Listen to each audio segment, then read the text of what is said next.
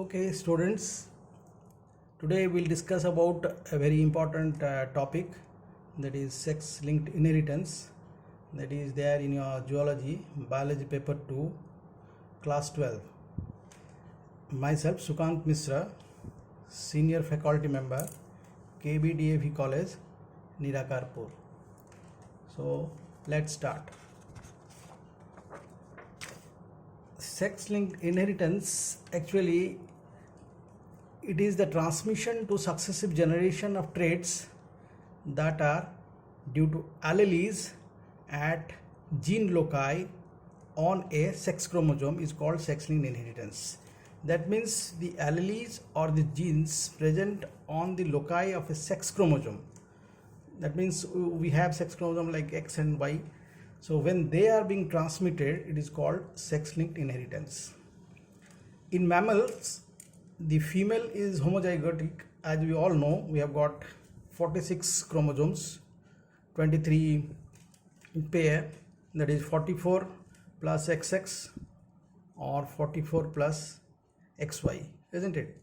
So, or 22 pair plus last pair is 23rd pair is XX, that is homozygous in case of the female, and heterogametic or homogametic in case of the female, that is double X, and heterogametic, that is X and Y in case of the male. So genes present on the X or Y chromosome are called sex-linked genes. Genes present on X chromosome is called X-linked, and those present on Y chromosome are called Y-linked genes. On the other hand, the genes present on the autosomes are called autosomal genes. So let's have a quick view about the sex-linked. We will go in detail about this further.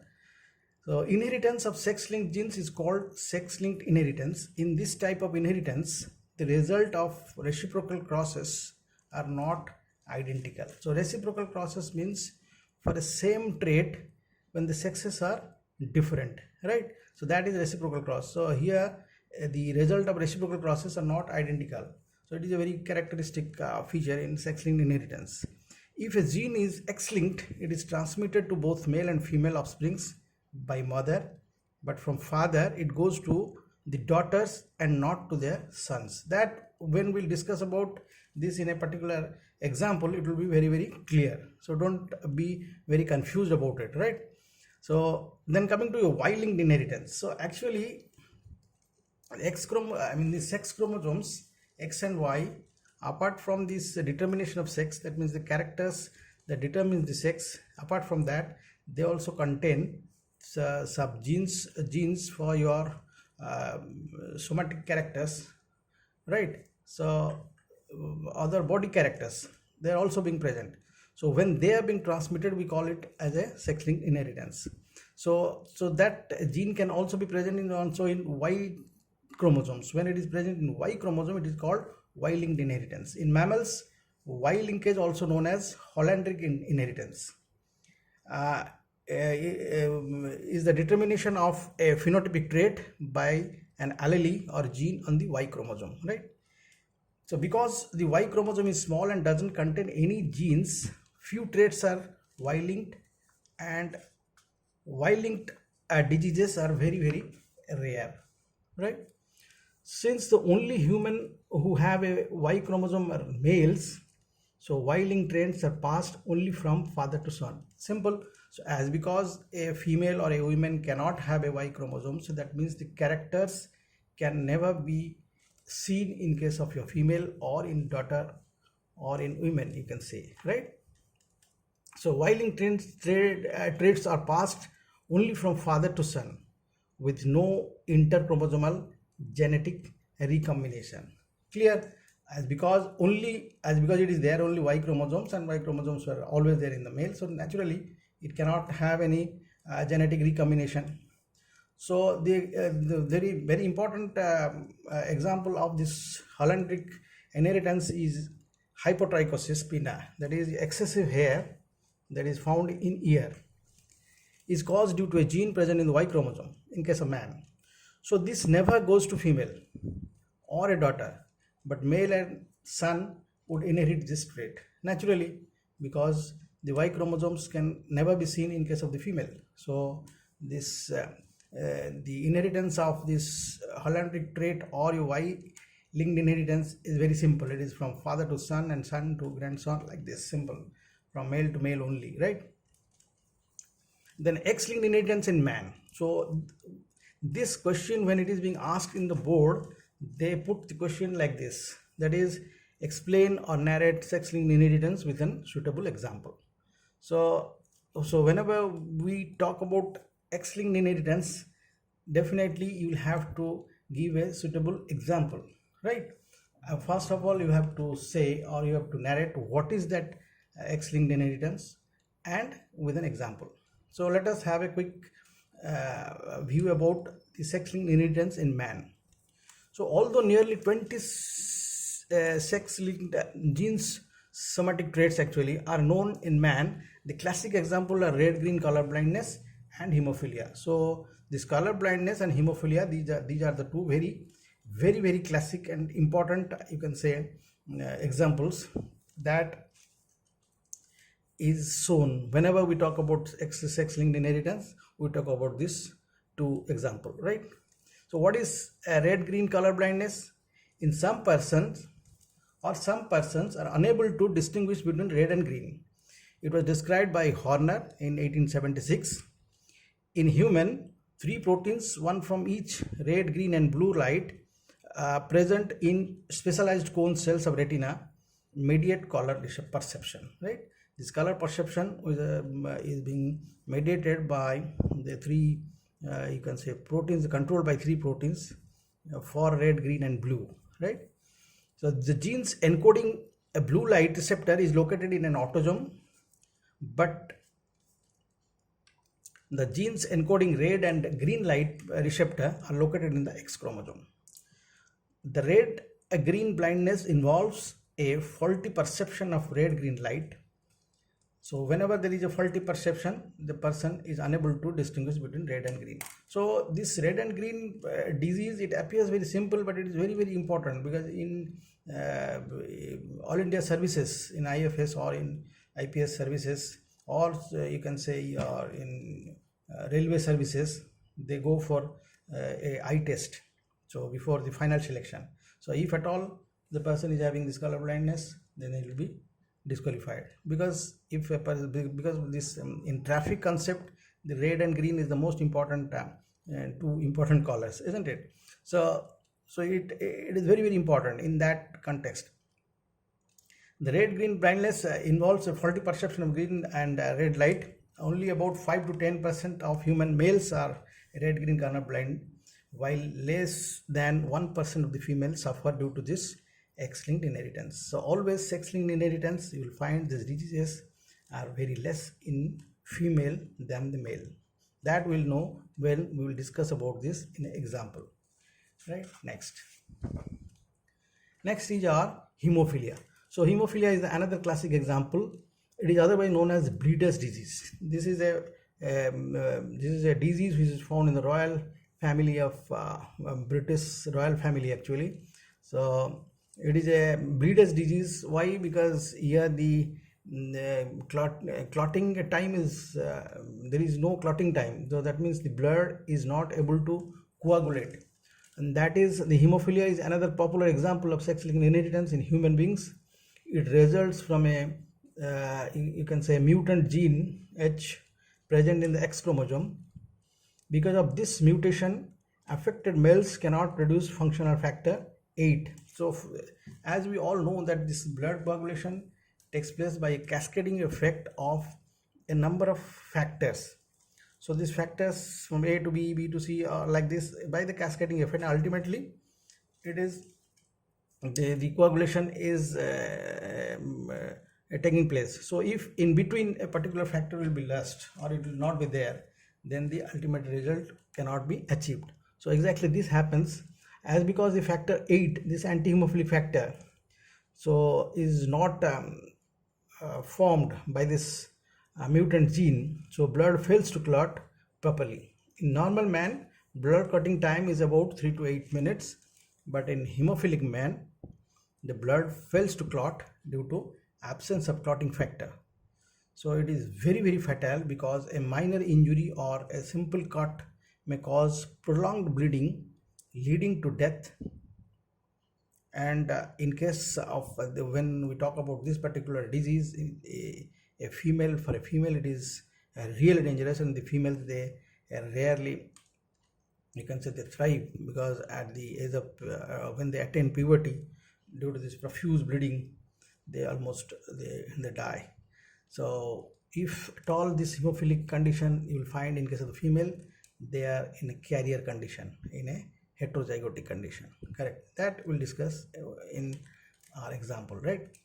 The disease was first reported by John Otto, 1803. Next.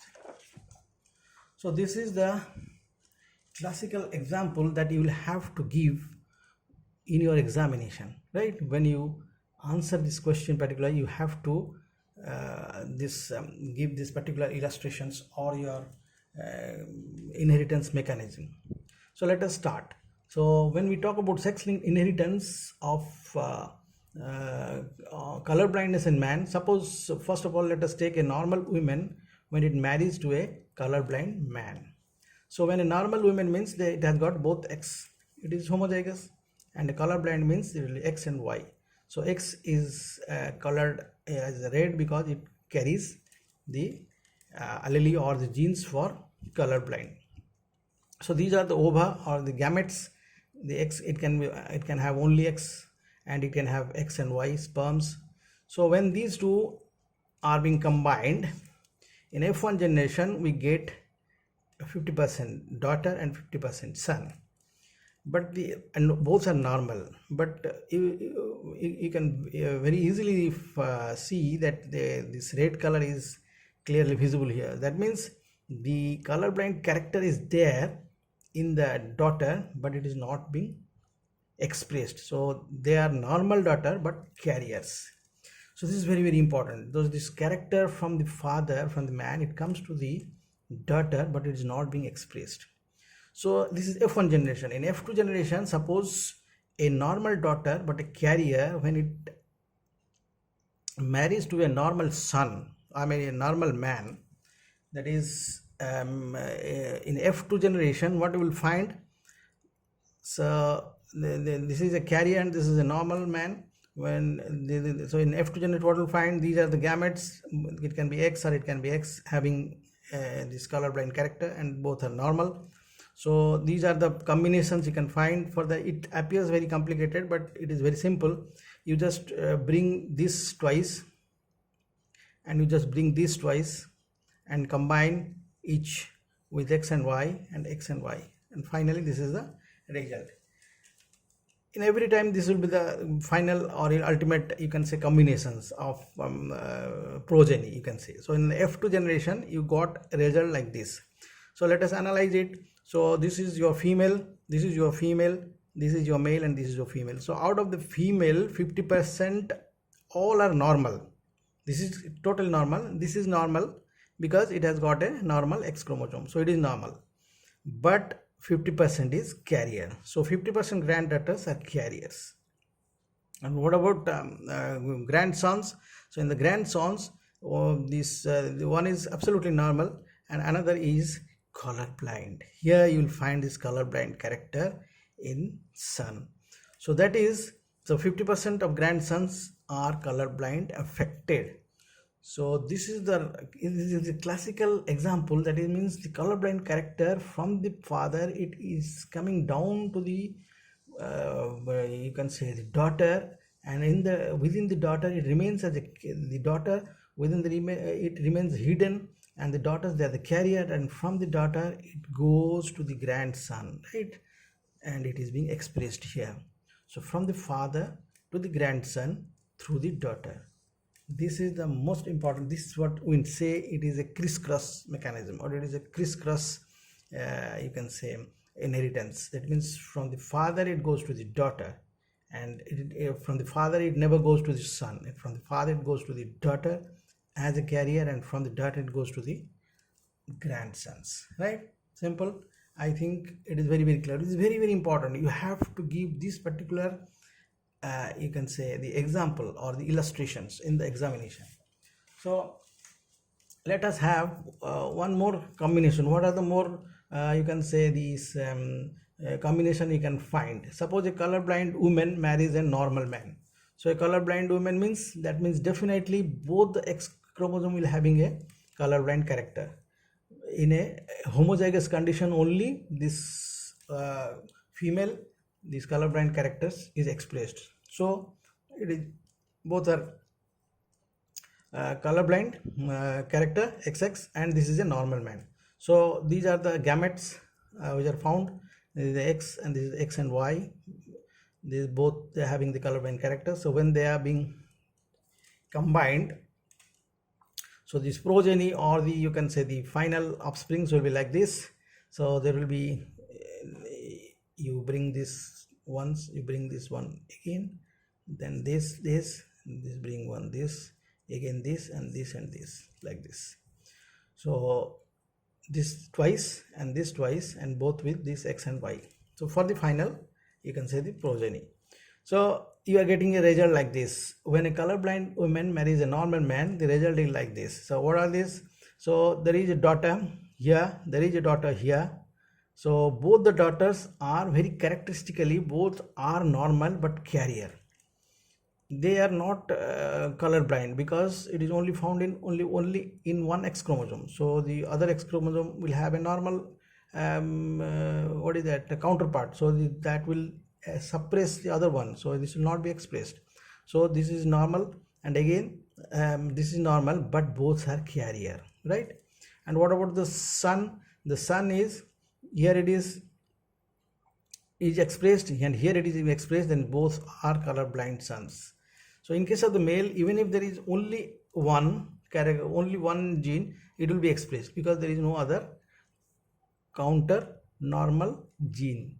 That's because Y chromosome is inert, right? Isn't it, for that particular trait? So in case of the son, both are you can say colorblind. So all daughters normal but carrier, and all sons are colorblind. So in the next example, what are the another combination we can find? The carrier daughter with normal vision in F1 daughter, these are the F1 daughter you can say, marries a colorblind man, right? So that means a carrier daughter marries a colorblind man. So what will happen? So carrier means there will be only one X chromosome will be having this colorblind character, and colorblind man means definitely one X will be there and it will be expressed and it is colorblind. So these are the gametes. This is X and this is XC and this is XC, and these are the ovum and these are the sperms you can say. And when they are being combined in the same process, here one, this, and this is here two, and this, right? So this is the final progeny. So if we take, this is the F1 generation, this will be the F2 generation, and what will be, so what you will see that in the final combination we are getting a female here, we are getting a female here. So out of that 50% is colorblind. So here female is a colorblind, here a female is a normal but it is a carrier. What about the male or the grandson, you can say the grandson, it is absolute normal, and here it is a colorblind grandson. So 50% of the grandsons are colorblind, and 50% of the daughter are also colorblind. So colorblind daughter we are getting when the mother is having this character and the father is having this character. When both them are having this character, we are getting a colorblind daughter. That means a homozygous condition. So this colorblind, all this your sex-linked characters are, as because they are recessive, so they are only expressed in a double dose. In a single dose they cannot be expressed, right? So this is a colorblind granddaughter we are getting. So here out of this 50% are colorblind granddaughters, and 50% of grandsons are also colorblind. So next, so sex-linked inheritance in hemophilia. So hemophilia, the combination or the you can say the crisscross or the mechanism is absolutely same. The mechanism is completely same to that of your colorblind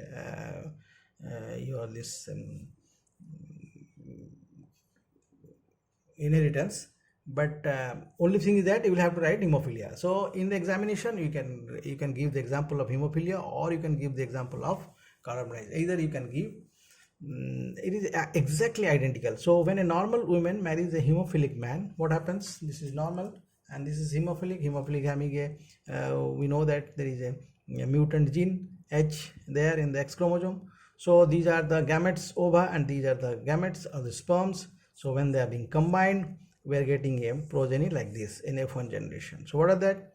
There is a, so here there is a carrier daughter. So in the same way, the X is here. Once this X, this is this, then this X, this, and then this X, this. So finally, we are getting a progeny like this. So when we analyze here, what is there?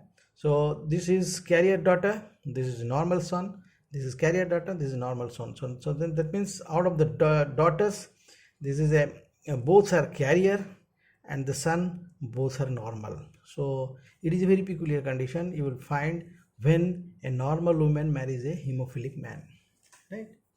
So here all are normal, but the female are carriers and all are normal.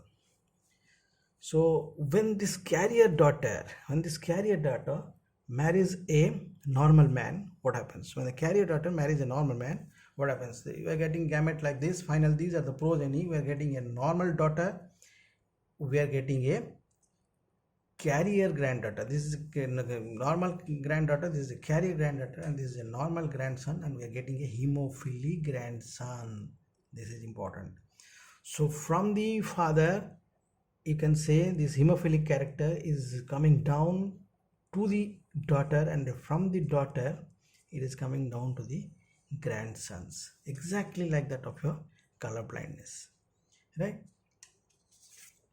So this is one, you can say, another combination you can find. This carrier woman marries a hemophilic man. This carrier woman having this only one will be H, and this hemophilic, again this is the current combination genetic makeup. So gametes will be of this type, H and this type, and when they are being combined, you are finding you will get a result like this. This is double X, or this is a hemophilic daughter, this is a daughter, this is a carrier daughter, and this is a hemophilic son, and this is a normal son.